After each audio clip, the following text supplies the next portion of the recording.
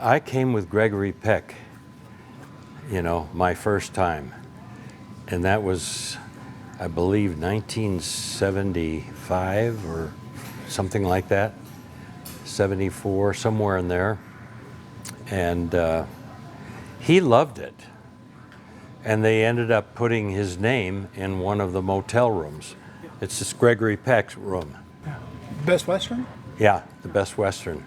Well, I worked with him. I played the PT boat commander in MacArthur. So in the shooting of that film, there were several weeks. We shot it on the north side of the Catalina Island, and they had all the boats and everything out there. And we shot on the PT boat that MacArthur was on when he was taken to Australia in his military career, and I was the PT boat commander that did that. So we, we talked incessantly because it takes a long time to get cameras and everything in position to shoot from one boat to the other boat, and then sometimes they come on board, and there's a lot of time being consumed. So that gave me a lot of time to talk to Gregory Peck.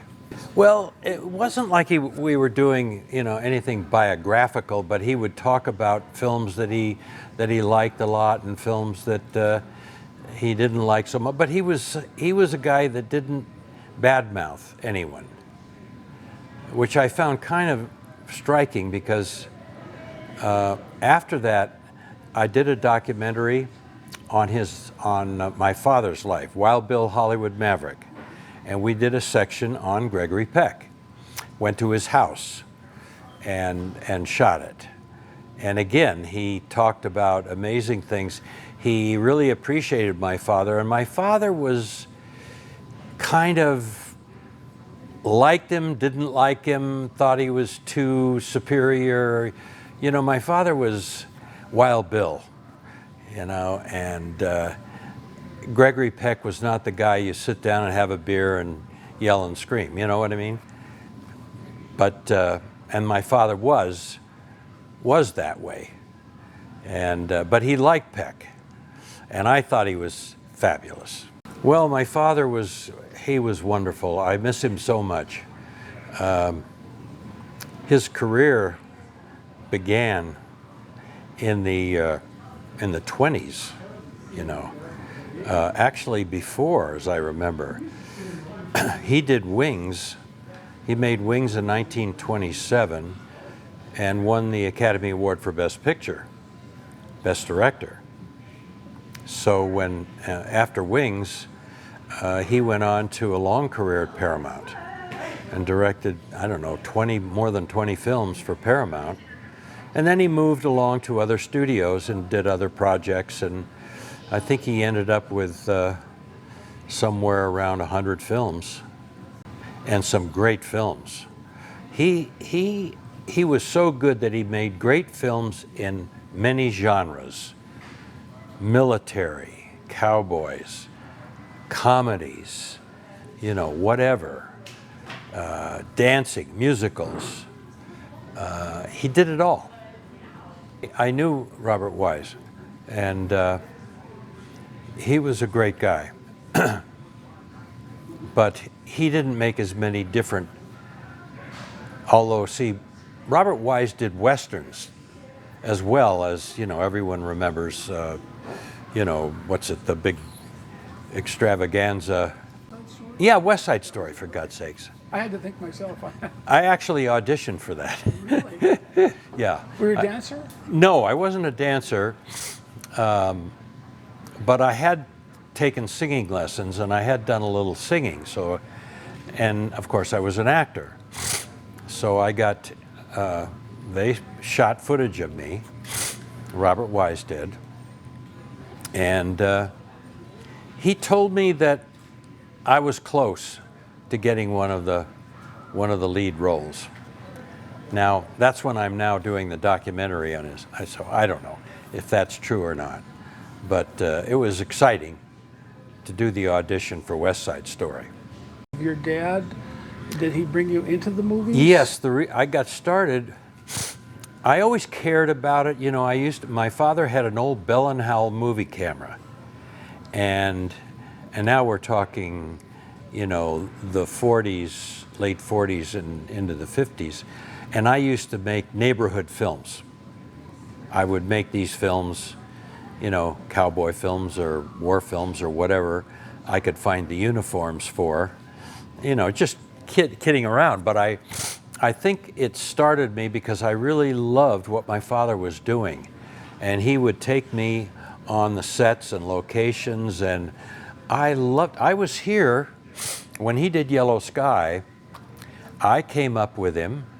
I stayed in his room, and I was here the whole shoot.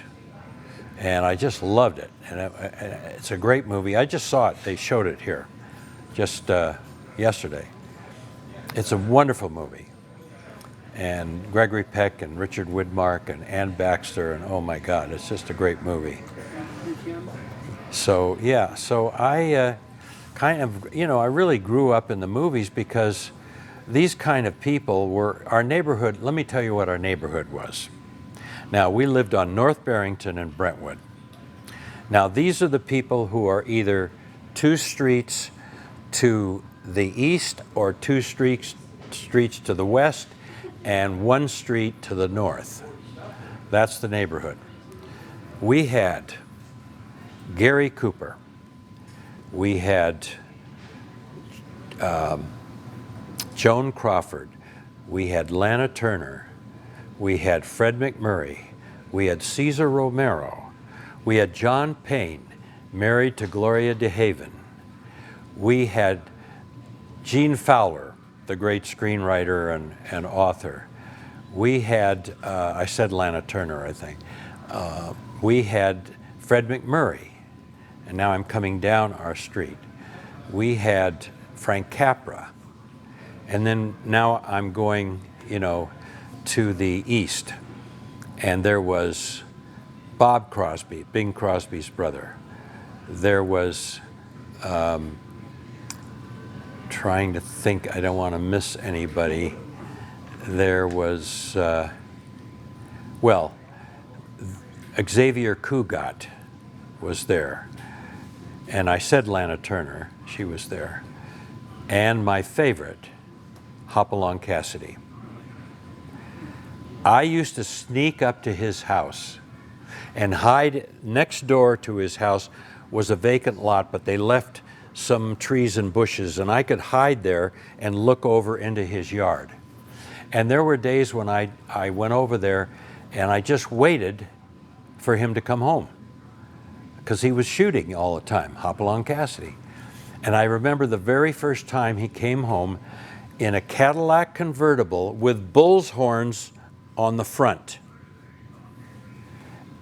And he got out of the car, and I'm hiding, you know, in the brush. And I thought, my day was made. My week was made that I saw that. So I grew up around those people. Gary Cooper lived down the street from us, and he was a close friend of my father's. They did Beau Geste, you know, together.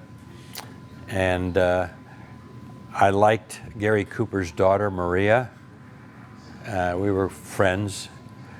And but over on the next street, going west now, was Henry Fonda. And one of my girlfriends was Jane Fonda. When we were in our teens, you know, and I thought she was the cat's whiskers, believe me. She was wonderful. And you know, years later we dated. It's really, really strange. I think she was doing, what was the Western that she did? The comedy Western? Lee Marvin? With Lee Marvin, yes. The Drunken Horse. Yeah. She was doing that, and and we were dating. And I just thought she was wonderful. Cat Ballou. Cat Ballou, yeah, there you go. Thank you. There were parties, but not, you know, remember, when these people are there, I'm so young, you know, I'm just getting up into my teens.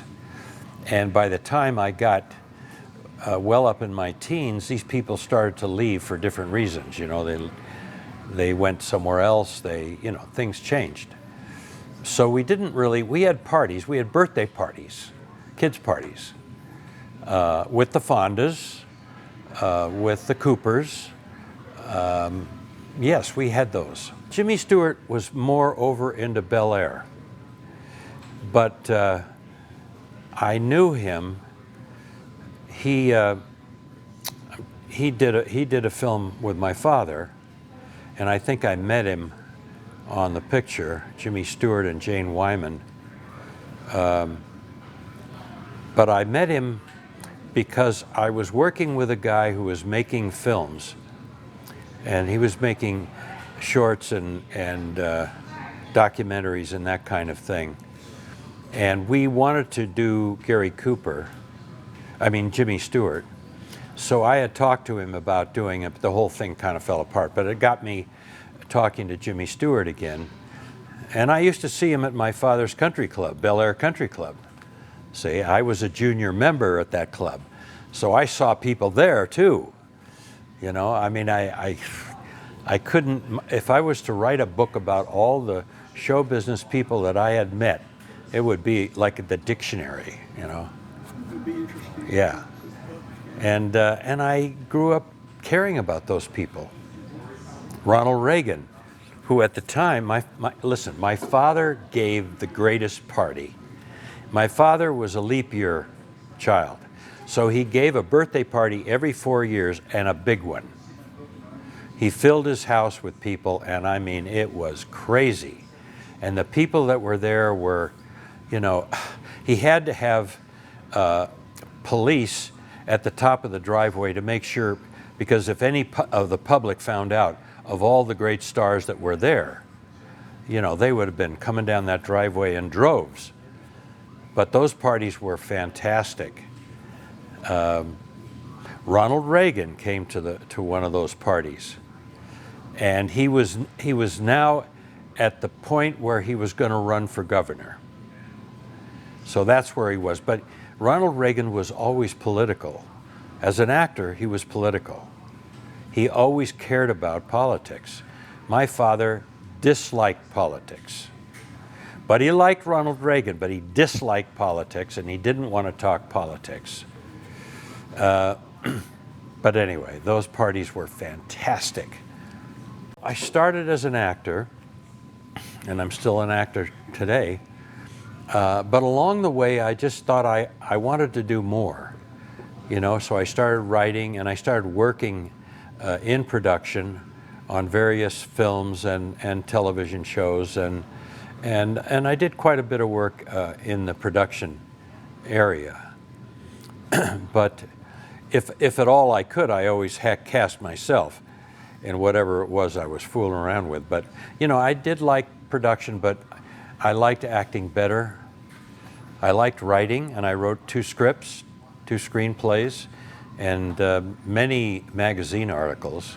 This film festival, well, when they first contacted me, I contacted my father, and I got my father to come here to the festival, and then a few years later, I had done MacArthur, and I talked Gregory Peck into coming to the festival, and he had a great time. He loved it.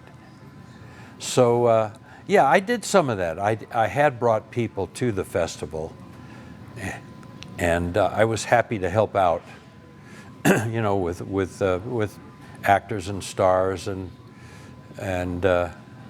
I enjoyed that a lot. It's a wonderful tour, and hey, I know more about it. That nobody can tour it better than I can, because I was here when they shot the movie, and I was all over the place watching scenes be shot. I know where everything was shot. I know everything about it, and I've told them. I swam in that fake pool that they have in Yellow Sky. They made that. The company made that watering hole, and it was pretty deep. It's about 3 feet deep at its deepest. And I was there when they brought the big hoses in, and they made that. 20th Century Fox made that. water hose. I don't think it's out there anymore. Yeah, it might be a little bit on the dry side now. Yeah, I know the main house used in Yellow Sky, I don't think is there anymore. There are some remnants of structures. Well, I've shot up here. Have Gun Will Travel. They shot 2 episodes back to back in Lone Pine, and I was in both. When they cast it, it was kind of unusual because the production people knew they wanted to stay here and shoot 2 shows and save money and not have to be traveling around. But they didn't want to be hiring different actors for the shows. Then they have to get into getting them there, and there's transportation and there's various things. So what they did was the scripts had been written, and now they tried to get an actor who could play a different role in the second feature, the second film, rather than the first one. And I was cast the first one, which I saw today. They showed it over in the theater. And it's a serious one, and I'm playing one of the boyfriends of it's about a guy who's living there in the hills, and he's got in this town, and he's got these daughters, and so I become one of the suitors of one of the daughters. So I'm a good guy in that one. But the other one, they did a takeoff on my father's The Oxbow Incident, and I'm the hangman with the rope. So I'm not so nice in that one. But they shot them back to back. But then when they screened, they were months apart. So people didn't realize, well, I just saw him last week, and now he's this guy, The Oxbow Incident was shot up here, parts of it. The show, the television show, is kind of a takeoff on it, slightly. Well, you can still see everything, and it doesn't. Somebody can tell you, well, this is where the ranch house was, and this is where, there's a corral. There's still a piece of corral. There's some of it is left, so they can do a job and make you realize. But what the best thing to do is the way I first saw the sets was I saw the movie. So and that's the way they show it. They show you the movie, and then they take you on the tour. So now you've got that in your head, and you can make decisions for yourself. Oh, I remember when, Gregory Peck went over there, and Ann Baxter came over here, and all that. It works that way. Well, I've been doing different, not Westerns. I haven't really done a Western for several years. I did so many from like 1958 to up into the 70s. I did Have Gun, Gunsmoke, Rawhide, several of them that didn't go to series, lots of those I did. I must have done 30 or 40 Western episodes. Oh, I loved it. Oh, I started out in my father's Lafayette Escadrille, and I'm playing him. So the story is about World War I pilots, and of course my father was a pilot in the First World War. So actually the studio was responsible for me. I was going to college. I wasn't an actor and had nothing to do with acting. But the studio liked the idea of, they had Joel McRae's sons working. They had, they kind of liked that. Alan Ladd had a son, had 2 sons. So they looked for that, and they thought, well, William Wellman, he's got a son, William Wellman Jr. Can he act? They said to my father, and my father says, I don't know, he never has. He says, well, can we meet him? And my father said, okay. So my father comes home from work one day and he says, Bill, I'm doing this picture, the Lafayette Escadrille, and they're thinking about you playing me in the picture. What do you think of that? I go, what? Yeah, but I don't know anything about acting, you know? So I said, Dad, you got to help me, you know? And he says, well, you're going to do a test. I'm going to do a test of you, a film test. So he gave me the pages and said, you learn the lines and we'll rehearse, you know? And the first thing he said to me was, now, don't act. I just want you to be yourself. Just talk the way we talk. So that's all the acting experience I had when I did the test. And I just tried to be myself. And I wasn't any better than that. I was just myself. And the studio said, hey, good. And they all said yes. And there I am, co-starring in my first acting job. And I loved it because it was the old planes, you know, and the people that were cast. David Jansen was doing one of his first roles. Clint Eastwood, one of his first roles. It just tells you how my father had an eye. Gary Cooper was found by my father. Yeah, but I'm just saying, and there are others. My father could spot that, and David Jansen, who had been working, but my father wanted him for the film. But as someone who had not worked before, I think Clint Eastwood had done one show at Universal that was not much of anything. And my father picked him out of this group of guys. And the way my father cast Lafayette Escadrille, mostly, was he got the Warner Brothers, it was done at Warner Brothers, so they got their talent department to get a bunch of guys, because it's all men, practically. And my father they would line up, and my father would just walk down the line and look at them and ask them questions. You know, things like Tom Laughlin, if you remember Billy Jack. He said, what did you have for breakfast this morning? Tom said, I had, I'm trying to remember. I think I had scrambled eggs. You like scrambled eggs? Yeah, I do. Okay, give him the part of his cast. And that's what he did. And when he just about finished, Clint Eastwood was kind of in the back. And he says, what about me? What about me back here? He says, well, come forward. And Clint walks up and he says, where are you from? And he says, Universal City. He was under contract to Universal.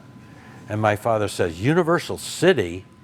Do you live in Universal? He says, no, but I'm under contract to Universal and they just dropped me. His contract was released. And he says, have you ever flown? And Clint says, no. He says, have you ever played a sport? Clint says, yeah, football. He says, were you any good? He says, yeah, I was pretty good. And he looked at him, he says, put his name down. And he gave him a role, just like that. And that's the way my father cast the picture. I did Rawhide with him. And it was an interesting story. It was a jury trial out in the West, you know, under a tent. And Clint was in the film. He was in the show because he was one of the regulars on Rawhide. So Rowdy, wasn't it? yeah, Rowdy Yates. Rowdy Yates? Yeah, yeah. So, you know, I got to know him a little bit then, and I knew him on Lafayette Escadrille, and we had some times together. Oh, Richard Widmark was one of my favorites. Now, going in, I had seen him play Tommy Udo and some of those roles that he played, and I'm going, oh my God, Richard Widmark, you know. And so when I came on the location Now, understand, I'm 11 years old. We're talking yellow sky. And I kind of skirted around from him. I kind of stayed away from him. I was a little nervous about being around him because I had seen Tommy Udo and I had seen some of those. But once I was around for a while, he became one of the most friendly guys. He was terrific. And I also went up and visited him. When I did my documentary on my father, I shot Richard Widmark too. So I went to his home and shot him at his home. And so I got to know him.